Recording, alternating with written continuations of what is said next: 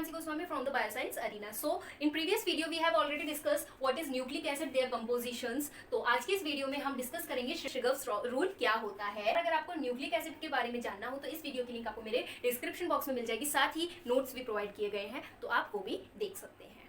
तो शिगर्स रूल किसने प्रपोज किया था? एरविन शिगर्फ ने किया था, और इन्हीं के ही नाम पर इस रूल का नाम रखा गया है। तो इन्होंने क्या बताया था कि जो हमारा डबल स्ट्रैंडेड डीएनए होता है, इसके कंपोजिशन के बारे में बताया था, इसके स्ट्रक्चर के बारे में बताया था, जिससे कि जो हम double stranded structure double helix structure पढ़ते हैं हम डीएनए का, उसको समझने में बहुत आसानी हो गई थी। तो इन्होंने क्या बताया, पहला पॉइंट क्या कहा था इन्होंने कि मोलर रेशो जो होता है एडिनिन और थाइमीन का, वो 1 के बराबर होता है। अब ये कैसे, ये समझते हैं। तो सबसे पहले हमें ये पता होना चाहिए कि जो एडिनिन कि जो हमारा डीएनए होता है ये डबल हेलिक्स होता है, और इसके बीच में जो ये नाइट्रोजनस बेस प्रेजेंट होते हैं। तो ये जो नाइट्रोजनस बेस होते हैं ये किस तरीके से लिंक्ड अप होते हैं? तो एडिनिन जो होता है वो थाइमीन के साथ बॉन्ड बनाता है, यानी कि अगर मान लीजिए यहाँ पर एडिनिन है तो ये जो होगा ये यहाँ पर थाइमीन होगा, और 2 हाइड्रोजन बॉन्ड के साथ लिंकअप करते हैं। दूसरी बात क्या कि जो हमारा साइटोसिन होता है वो 3 बॉन्ड बनाता है गुआनिन के साथ, यानी कि साइटोसिन और गुआनिन एक साथ बॉन्ड अप करते हैं।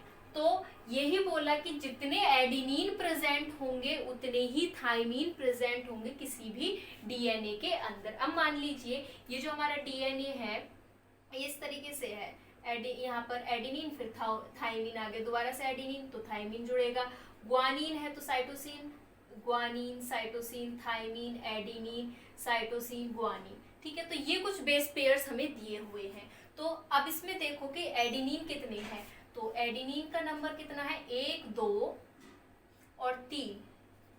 थाइमीन का देखें, थाइमीन का कितना है, 1 2 एंड 3, तो थाइमीन का भी 3। अब अगर हम इन दोनों का रेशो निकालते हैं, क्योंकि रेशो बोला है, तो रेशो क्या आएगा, एडिनिन अपॉन थाइमीन 3/3, तो 1 आया। तो ये ही तो बोला है कि जो एडिनिन और थाइमीन का जो रेशो होता है वो 1 के बराबर आता है। और अगर इसको और आसान भाषा में बोले तो क्या कि जितना अमाउंट एडिनिन का होगा किसी भी डीएनए के स्ट्रैंड में, उतना ही अमाउंट थाइमीन का होता है। अब उसके बाद ये ही जो रूल है ये गुआनिन और साइटोसिन के लिए अप्लाई किया गया है। अब इसमें देखो कि गुआनिन कितने हैं,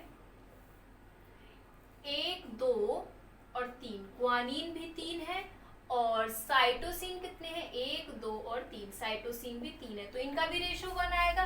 तो यही बोला है कि जो मोलर रेशो होता है गुआनिन और साइटोसिन का वो 1 होता है। अब उसके बाद क्या बोला है कि जो प्यूरिन और प्रिमिडिन जो होते हैं इनका जो सम होता है वो बराबर होता है। प्यूरिन में कौन कौन से आते हैं हमें पता है, प्यूरिन और प्रिमिडिन हम इससे पिछली वीडियो में पढ़ चुके हैं। तो प्यूरिन में एडिनिन और गुआनिन आते हैं, और प्रिमिडिन में साइटोसिन और थाइमीन आते हैं। ठीक है, तो अब इसमें क्या बोल रहा है कि जो प्यूरिन का सम होगा, यानी कि एडिनिन और गुआनिन का जो सम होगा, तो इसमें एडिनिन गुआनिन कितने हैं, एडिनिन 3 थे, तो एडिनिन प्लस गुआनिन 3, और गुआनिन भी 3 थे, तो टोटल कितने हो गए 6। ऐसे ही प्रिमिडिन देखे, साइटोसिन भी 3 थे प्लस, और थाइमीन भी 3 थे, तो ये कितने हो गए 6। तो sum of purine and pyrimidine are always same. अब उसके बाद ये जरूरी नहीं है कि जो परसेंटेज होता है सी और जी का, यानी कि cytosine guanine does not necessarily equal to the percentage of adenine and thymine. कहने का क्या मतलब है, हम इसको थोड़ा सा डीएनए को और इलेबोरेट कर देते हैं, ठीक है, और इसमें बेस पेयर्स बना देते हैं, टी टी जी ए ए सी, तो इस तरीके से होगा। इसमें देखो साइटोसिन और गुआनिन ये कितने हैं, तो साइटोसिन प्लस गुआनिन, साइटोसिन कितने हो गए, 1 2 3 4, तो 4, प्लस गुआनिन कितने हैं, 1 2 3 और 4, तो 4 ही होंगे वैसे भी, ठीक है। टोटल कितने हो गए 8। अब उसके बाद परसेंटेज किसका, ए और टी, यानी कि इन दोनों का सम कितना है, एडिनिन कितने हैं 1 2 3 4 5 और थाइमिन कितने हैं 1 2 3 4 और 5 ही होंगे, तो ये कितने आ गए 10। तो ये जरूरी नहीं है कि जितने ये होंगे उतने ही ये होंगे, ये ऐसा जरूरी नहीं होता है, कम ज्यादा भी हो सकते हैं, जैसे कि एग्जांपल के तौर पे देखा है। डीएनए के बारे में ये रूल्स किसने बताए थे, एरविन श्रिगर्स ने बताए थे, और इसी रूल का नाम हो गया श्रिगर्स रूल। अब इससे रिलेटेड न्यूमेरिकल्स भी आते हैं, वो और देख लेते हैं। तो यहाँ ये क्वेश्चन दे रखा है, cells were obtain from a patient with a viral infection, यानी कि एक पेशेंट है उसको वायरल इन्फेक्शन हो गया है, तो the DNA extracted from these cells, अब वो जो पेशेंट है उसके सेल्स में से डीएनए को एक्सट्रैक्ट किया है। अब क्योंकि वायरल इन्फेक्शन हो गया है तो सेल में 2 तरह के डीएनए प्रेजेंट होंगे, एक वायरल यानी कि वायरस का डीएनए जेनेटिक मटेरियल प्रेजेंट होगा जो कि सिंगल स्ट्रैंडेड है, और जो दूसरा होगा वो ह्यूमन के सेल का ही होगा जो कि डबल स्ट्रैंडेड है, ठीक। अब उसके बाद बेस कंपोजिशन हमें दोनों की दे रखी है, हमें ये नहीं पता कि कौन सा डीएनए ह्यूमन का है और कौन सा डीएनए वायरस का है, ठीक है। तो मान लीजिए जो पहला डीएनए हमें मिला है फॉर्म फर्स्ट, उसका बेस कंपोजिशन हमें दिया हुआ है adenine guanine, adenine cytosine guanine और थाइमिन। तो कितना कितना परसेंटेज दिया हुआ है, 22.1% है ये, 27.9 और 22.1। अब उसके बाद जो दूसरा टाइप का डीएनए है फॉर्म 2, इसका क्या परसेंटेज दे रखा है, 31.3, 18.7 और 18.7।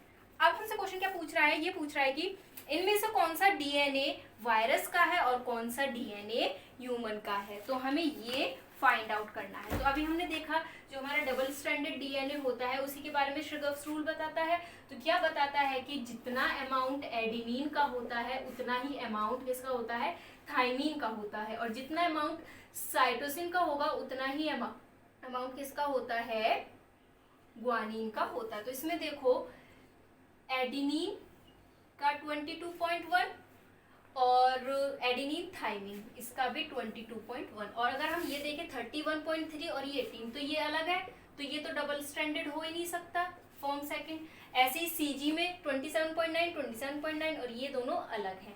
तो सीधे सीधे हमें पता चल गया कि फॉर्म फर्स्ट यानी कि जो पहला वाला डीएनए है ये है ह्यूमन का, और जो दूसरा वाला डीएनए है ये है वायरस का। कितना इस तरीके से इसका आंसर आ गया, form 1 is the DNA of human and form second is the DNA of virus. एक और क्वेश्चन है, क्वेश्चन क्या कह रहा है कि a sample of purified DNA obtain from tobacco leaf contain 20 mole% of cytosine, यानी कि हमारे पास एक सैंपल है डीएनए का, किसका, टबैको लीफ का, जिसमें जो साइटोसिन है वो कितना है, 20 मोल% है, यानी कि साइटोसिन का अमाउंट कितना है 20. अब उसके बाद assuming that only 4 principal bases are present, यानी कि 4 बेस ही प्रेजेंट होंगे, calculate the approximate mole% of purine residue in this DNA. अब हमें निकालना है कि जो ये डीएनए है इसमें प्यूरिन का अमाउंट कितना होगा, प्यूरिन यानी कि एडेनिन और ग्वानिन का कितना अमाउंट होगा। तो सिंपल है, कुछ भी नहीं है, जितना साइटोसिन का है उतना ही ग्वानिन का होगा, यानी कि 20% ही होगा, ठीक है।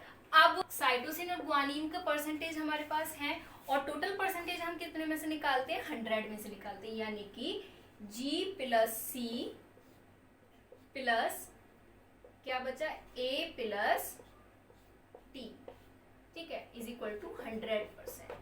तो G कितना है 20 प्लस C कितना है, ये भी 20। एडेनिन और थाइमिन दोनों बराबर अमाउंट में होंगे, यानी कि अगर एडेनिन मान लीजिए X% में है तो जो हमारा थाइमिन होगा वो भी X का होगा, ठीक है। तो हम एडेनिन को X मान लेते हैं और इसको भी X मान लेते हैं। इसको सिंपली सॉल्व करके हम निकाल सकते हैं 20 20 40 x 2x is equal to 100%। अब उसके बाद तो x की वैल्यू आ गई 30, यानी कि एडिनिन कितने मोल परसेंट होगा 30% और थाइमीन भी 30% होगा। तो सिंपल चारों का निकल गया, लेकिन हमसे प्यूरिन का पूछा था, प्यूरिन यानी कि ए और जी, तो जी का 20% था और एडिनिन का 30%। सिंपल। अगर हम पूरे प्यूरिन की बात करें तो कितने हो गए 30 प्लस 20 यानी कि 50% प्यूरिन, और pyrimidine भी फिर 50% ही होगा। तो इस तरीके से क्वेश्चंस भी पूछ लिए जाते हैं।